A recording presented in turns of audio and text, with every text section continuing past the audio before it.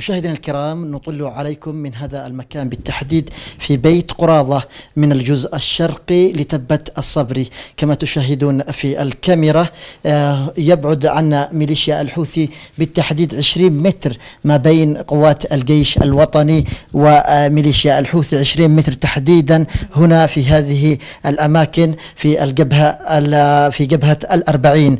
هنا دارت معارك ضارية بين قوات الجيش الوطني وميليشيا الحوثي الانقلابية.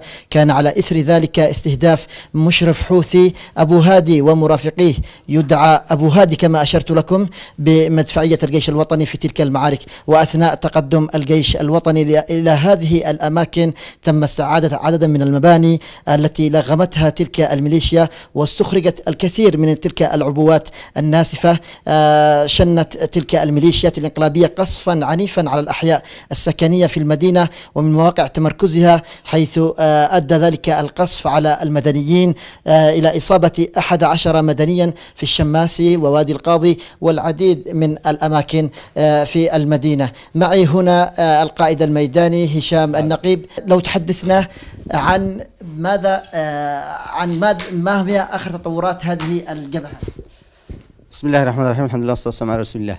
شهدت هذه سيطرة الأبناء الجيش الوطني على هذه المنطقة الواسعة، والتي كان يتمركز فيها قناصة الميليشيات لاستهداف المواطنين في حارة التوحيد وفي الحارات المجاورة لها. كما سيطر أبناء الجيش الوطني على المدارس المحيطة والمطلة على مدرسة البيوت المطلة على مدرسة النعمان والمدارس الأهلية. كما سيطر أبناء الجيش الوطني على البيوت التي بعد بيت العواضي والتي تحاذي أو توازي مدرسة النعمان، يعني دخلوا في منطقة القلب في ذلك المكان.